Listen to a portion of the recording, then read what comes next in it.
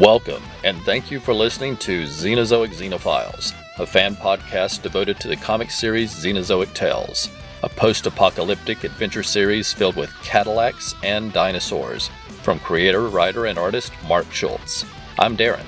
And I'm Ruth, and this is a fan podcast.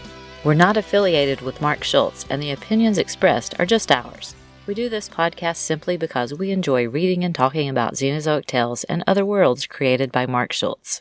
In this episode, we're continuing our coverage of the excellent animated series Cadillacs and Dinosaurs from 1993. The series was adapted for television by award-winning writer, producer, and director Stephen E. Souza. Listeners are likely familiar with his work on classic television shows like The $6 Million Man, The Hardy Boys Mysteries, and Knight Rider, as well as hugely successful films including 48 Hours, Die Hard, Judge Dredd, The Running Man, and Commando. The entire production team did a wonderful job of bringing Xenozoic Tales to television as Cadillacs and Dinosaurs, and we're enjoying revisiting these classic episodes. If you want to watch the show, you can find it on a few streaming services, as well as on YouTube through the Retro Rerun channel. We're watching it on Amazon Prime Video. For new listeners, we want to share a little bit about our title. Of course, the word Xenozoic is part of the title of the comic. Xeno is defined as something that is strange or foreign, while Zoic refers to a geological period of time. So Xenozoic basically means strange age. And a xenophile is someone who is interested in foreign lands and foreign cultures. And that word describes us perfectly, because we're definitely interested in foreign lands and cultures just like those found in Xenozoic Tales and Other Worlds of Mark Schultz. And of course, some of you know the series under the title Cadillacs and Dinosaurs, which is used for this TV series, as well as video games, board games, and some reprint collections. If you love these stories and the wonderful art, be sure to join the Facebook page, Mark Schultz Xenozoic Tales and Other Stories, for the latest official news and information. The place to find Mark's books is Flesk Publications.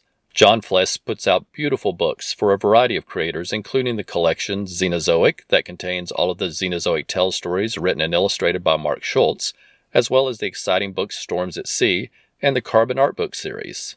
For those who don't know, Flesk Publications has just released a brand new edition of the Mark Schultz portfolio. It's a gorgeous book, and it's available in 3 different versions: a softcover collection, a hardback edition, and a deluxe edition. This new edition collects all of the art from the 5 various drawings books, as well as 160 new pages of art, including dozens of illustrations never previously collected. We were able to attend Heroes Con this summer and to spend some time with both Mark Schultz and John Flesk, and we were very lucky to sit with them as they looked at an early review copy of the new edition. It's a stunning book, and we sincerely thank Mark and John for letting us spend time with them and to get a little preview of the new book. So be sure to check out the terrific site for Flesk Publications for that new book from Mark Schultz, as well as other wonderful books from a variety of other talented creators. We hope you'll join us on social media to talk more about Mark Schultz and the world of Xenozoic Tales. Later in the episode, we'll share feedback and we'll provide our email address and other ways to contact us at the end of the show. Please feel free to write in any time and let us know what you think about the series. We'd love to know what you like best about the art and stories and how you first discovered Xenozoic Tales. Xenozoic Xenophiles is part of the Rad Adventures Network. If you enjoyed the show, please consider checking out our other podcasts that are available on Apple Podcasts, Spotify, Amazon Music, and YouTube. Trekker Talk is a fan podcast devoted to the adventures of 23rd century bounty hunter Mercy St. Clair from the pages of the sci-fi comic Trekker by writer and artist Ron Randall. And Warlord Worlds is a fan podcast devoted to the comic creations of writer and artist Mike Grell, including The Warlord, John Sable, and Green Arrow.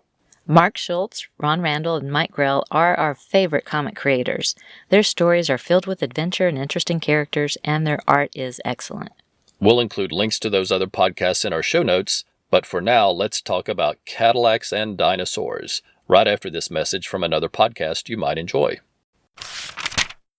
Come explore the Hyborian Age and tread the jeweled thrones of Earth with me, Stephen Orr, and the Hither Came Conan podcast. Together we'll look at Conan the Barbarian, the Marvel Comics series that began in 1970, one issue at a time, along with any other Conan comics I can get my hands on. Subscribe to Hither Came Conan now on Apple Podcasts, Spotify, Amazon Music, or wherever you get your podcasts.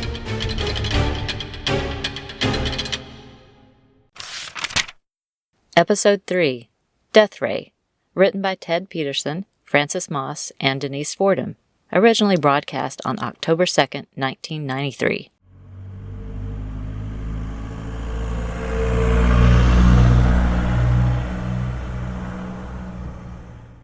The story opens at night with Wilhelmina Scharnhorst and Dr. Fessenden driving through the jungle and up onto a clearing at the top of a mountain range. Fessenden has built a control unit that is attached to a small dish mounted to the Jeep. He's figured out how to contact an old satellite built by the ancients that is still orbiting the Earth. The satellite has a laser, and Fessenden plans to use it to destroy a small rock formation in the distance, and he uses the control unit he created to send a signal.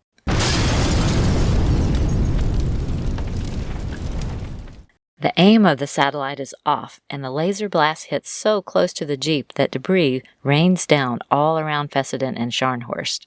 Still, Scharnhorst is very impressed with the power of the laser, and Fessenden reassures her that if she can help him find the main satellite control station, that he will be able to accurately aim the laser. Scharnhorst is concerned, however, because the main satellite control station is in the unknown lands controlled by the Grith. While the Grith don't use weapons, Scharnhorst warns Fessenden that their land is strange, and their power is great, and only Jack Tenrick could travel safely through Grith territory.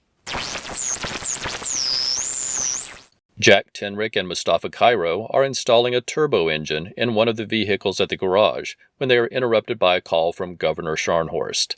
She wants Jack in the city right away, but he says he doesn't have time. So she threatens to handle the Grith her way, and Jack knows that won't end well, so he travels to the city in the sea.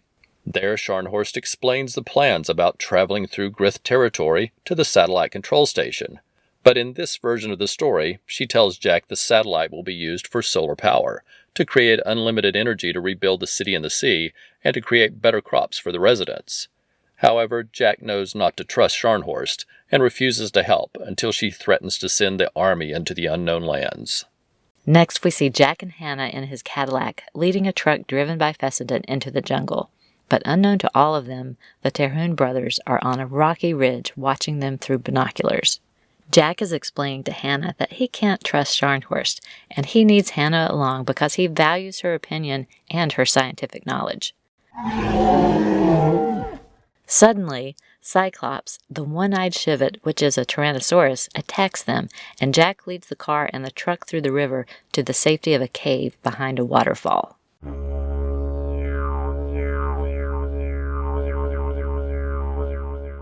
Sitting around a fire that night, Hannah is worried when she hears odd sounds in the jungle, but Jack reassures her that it is the Grith, and as long as they come in peace, they have nothing to fear. Jack explains the Grith are connected to the environment, and they will be able to tell if anything is amiss. Jack then notices a crystal talisman that the Grith have tied to the branch of a nearby tree, and Jack puts it around his neck. Meanwhile, Hammer Terhune sneaks into the camp and corners Dr. Fessenden in his truck. Hammer reviews the satellite plans, and then tells Fessenden he's no longer working for Scharnhorst, but is now working for him instead, and he tells him not to tell Jack. Later in the night, Jack is woken by Hob, who is one of the Grith, who are lizard-like humanoids. Hob and Jack have known each other for many years, and Hob speaks to Jack telepathically. Jack explains their plan as he knows it, but Hob tells him it is an unwise quest and encourages him to take the others and leave. However, Jack explains that Scharnhorst would only send others, so Hob agrees to give him more time and tells Jack he will give him a sign when his time is up. As the roads become treacherous, the group continues their quest on foot and find the satellite control station, which has a group of pteranodons using it as a nest.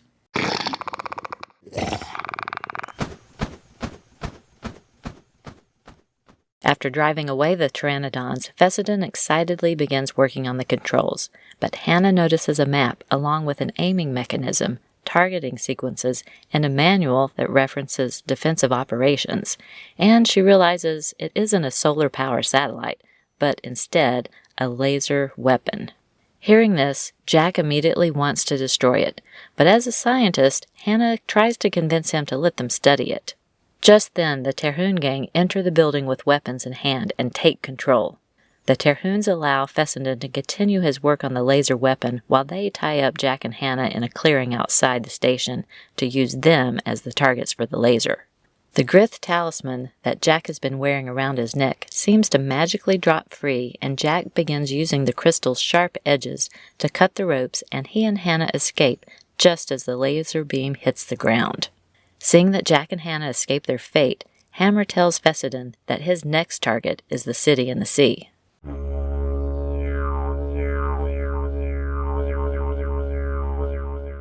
The sounds heard in the jungle the night before return, and a Zeke flies in and attacks the Terhune brothers, and they are shocked to see a Grith riding on the back of the Pteranodon. Just then, a stampede of mammoths crash through the forest into the clearing, and the Terhune brothers race away on their motorcycles, taking Fessenden with them.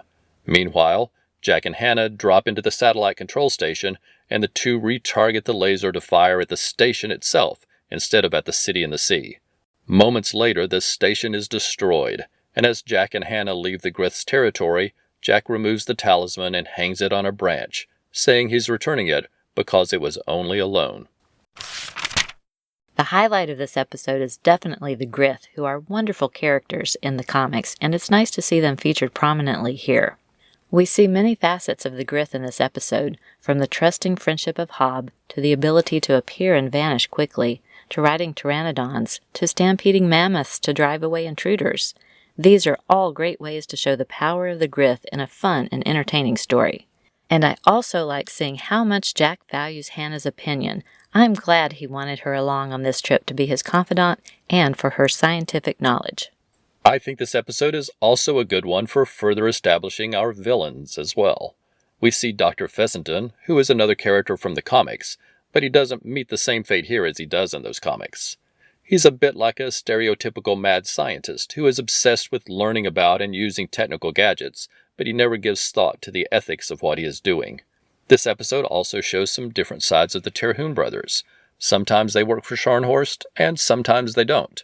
They are opportunistic, and will take advantage of any situation where they think they can benefit, and this story shows that well. There are several other nice little bits in this episode. I like that it expands on the area around the city and the sea, giving us a chance to see more of this very interesting world. We get to see Jack put others before himself, even if they aren't on his side. I also like that he found a way to rescue the baby pteranodon that had been left behind in the station. And I like that Jack knew that the crystal was only a loan and needed to be returned. I also give the producers of the show lots of credit for keeping so much of Mark's world intact. The comics are so original and unique, and Mark's art is so stunning that there's no way an animated adaptation can equal the original comics. However, this series constantly strives and succeeds at being better than any other show from this period of time. The stories are complex, yet filled with action, and the characters have depth, and the art is amazing for a Saturday morning cartoon. Big congratulations to everyone involved in this show. Episode 4, Siege, written by Michael Part and Martin Pasco. Originally broadcast on October 9th, 1993.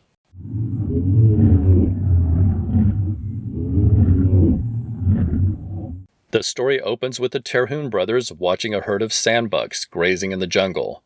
But these are special because they are tricolored sandbucks, which the Terhunes thought were only rumors. They excitedly think about how much money they can get for these skins. Suddenly, several flares light up the sky, and the sandbucks race away, and the Terhunes turn to see Jack Tenrick is responsible. Jack then blows up their motorcycles, leaving them to make a long walk home. As the Terhunes return to their camp at a dilapidated sports arena from ancient times, Hammer begins to formulate a plan to separate Jack from his garage. This surprises his brothers, because they know Jack's garage is a fortress, and no one has ever been able to get inside.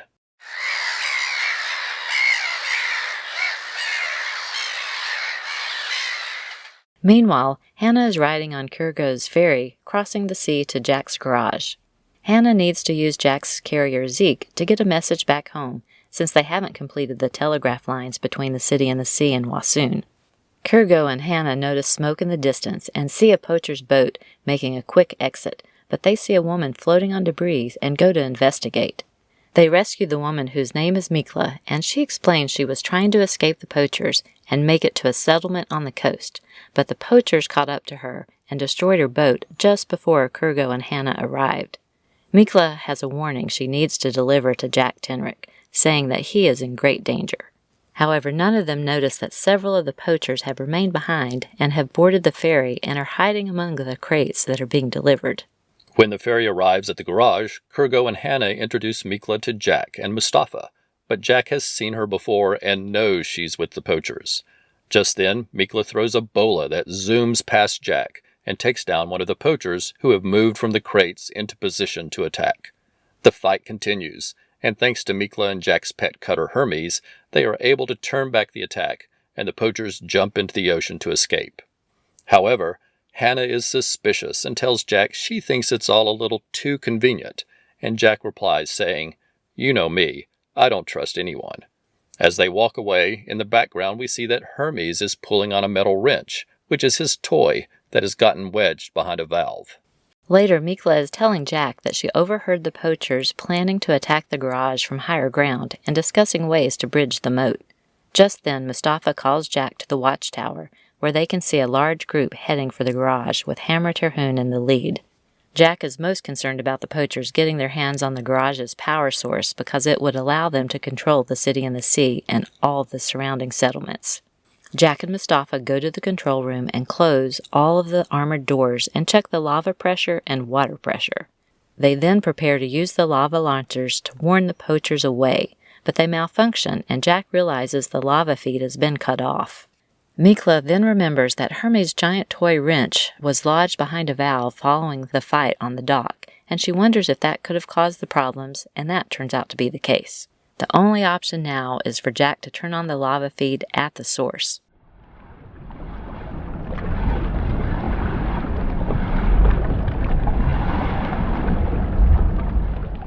Hannah is surprised to learn the garage is built over a volcano, and the plan is for Jack to enter the underground cavern that is filled with molten lava. As Jack changes into a bulky metal protective suit, he tells Kurgo to get Mikla out of the control room. Jack walks along a metal bridge that extends out over the lava pit, but just then the poachers begin bombarding the garage, causing stalactites to fall from the ceiling.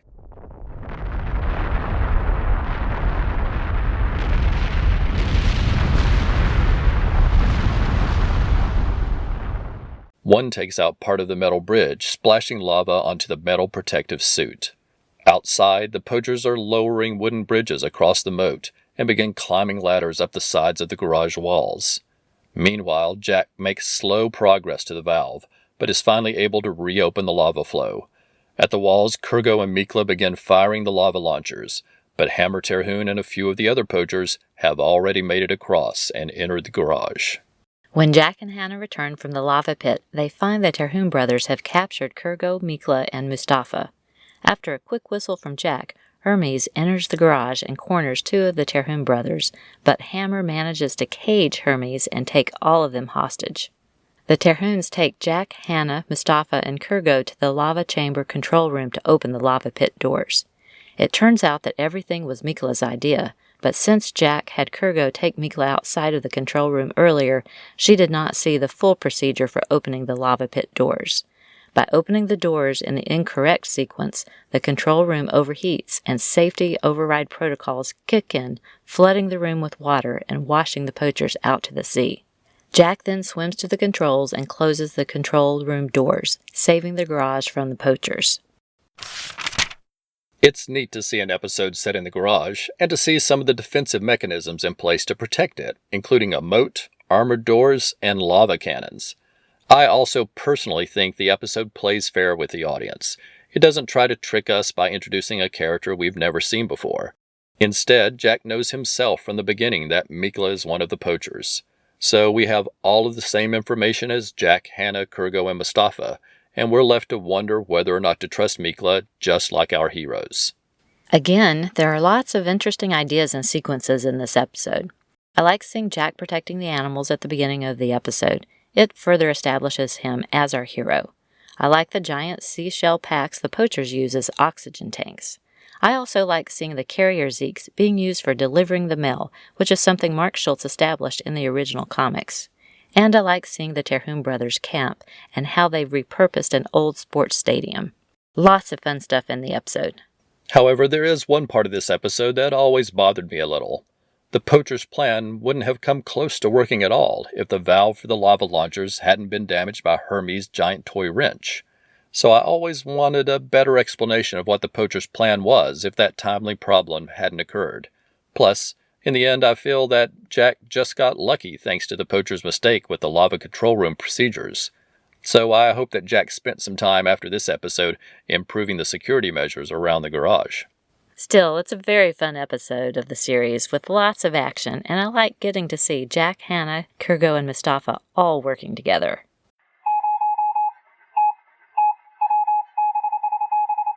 Next up is listener feedback, when we share the emails and messages we've received since last time. Thanks to everyone for the comments. Your support and encouragement is great, and we appreciate everyone who took time to get in touch to share your thoughts. John Baker wrote, "As always, this was fun, insightful, and offered a nice glimpse into another aspect of this work. Love your passion for Cadillacs and Dinosaurs and its creator. Huzzah!" Professor Allen wrote to say, "This episode was very fun. So glad you are getting to the animated series, and looking forward to upcoming episodes." Thanks, Alan. Richard Levine wrote to say, "I love this kind of analysis." Thank you, Richard. Krypton7853 said we provided perfect coverage, and let us know they plan to listen to all of the shows now. Thank you very much. We hope you enjoy them. Luciano Gaberi sent greetings from Argentina and commented, "What an amazing animated series it was. It would be marvelous if we can someday see a continuation of it or a reboot with a complete story. I think it was one of the best cartoons I ever watched in my entire life." Robert Clark wrote, "I loved the animated series. I'm still sad that it was so short." And I'll just add, us too. Simon Pothier said, "I love that series and the collected edition of Xenozoic. I agree with you there, Simon." Ale Moreno commented, "This show was so good." And yes, it was.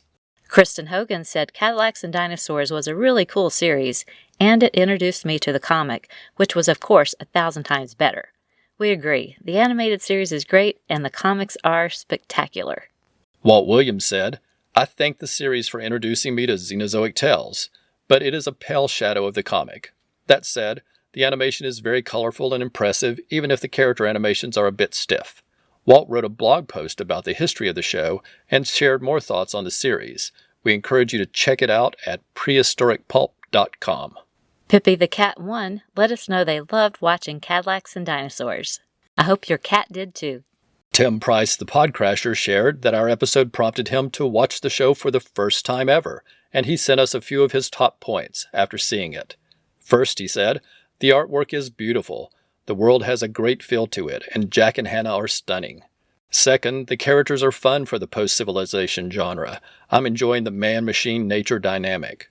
Third, interesting and entertaining stories keep my attention. Fourth, the voice actors do a fine job with the material. I get the sense they're having a fun time. Thanks, Radicals, for spurring me to check it out." Thank you, Tim, and I like that Radicals moniker. Me too. Bombs Bravo shared, "I've been listening to your show for a long time. I still have the hope that we would get to see an ending to the series. I think this is one of the best series ever written. Plus, I love Hannah." Matthew James shared a comment about how awesome Mark Schultz creations are. I agree. Mark has an amazing imagination. And finally, Rich Dannies, who worked on the animated series, wrote to let us know how much he enjoyed working on the show, and he shared some cool sample art. Check out the link in our show notes to see some of the art designs that he worked on, as well as a screen image of his name in the closing credits. Thank you all for the wonderful comments and for sharing your love of the animated series.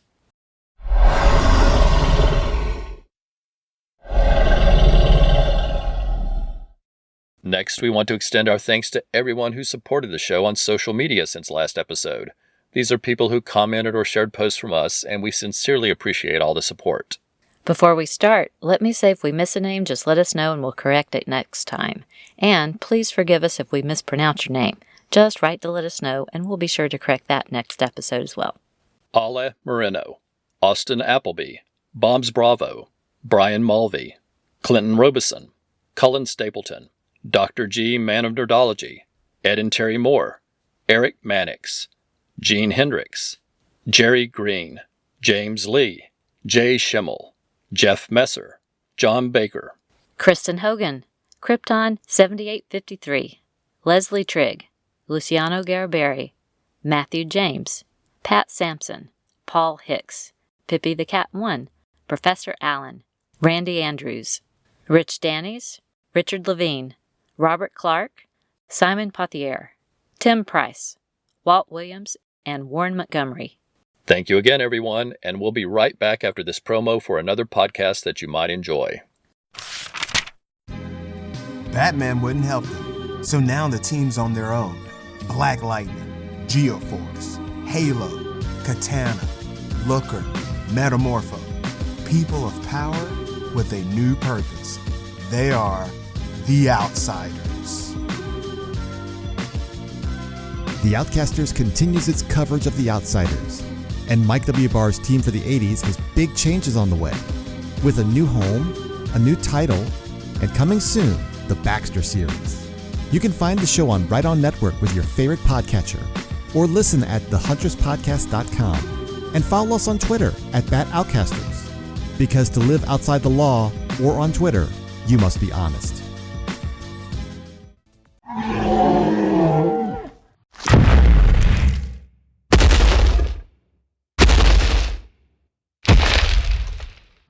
Before we go, we want to provide our contact information. If you want to contact us directly or have something you would like to have read on the show, then please send an email to Xenozoic Xenophiles at gmail.com. You can find us on Facebook, Instagram, Threads, and Blue Sky as Xenozoic Xenophiles, and you can visit our website at xenozoicxenophiles.com for links to all of our social media pages. You can listen to the show through Apple Podcasts, Spotify, Amazon Music, and most other podcast apps, and all of our episodes are always available at xenozoicxenophiles.com. You can also find the show on YouTube as part of the Rad Adventures Network. That's RAD, R-A-D, which is short for Ruth and Darren. On the Rad Adventures YouTube channel, you'll find all of the episodes of all of our podcasts, including Xenozoic Xenophiles, as well as Traeger Talk about 23rd Century Bounty Hunter Mercy St. Clair by Ron Randall, and Warlord Worlds about the comic creations of Mike Grell, including the Warlord, John Sable, and Green Arrow. If you like the show, please consider leaving a review. Every review helps the podcast be more likely to show up in search results. And on YouTube, we hope you'll subscribe to the channel and give us some likes on the videos. Thanks for listening, and we hope you'll come back next time for another new episode of Xenozoic Xenophiles.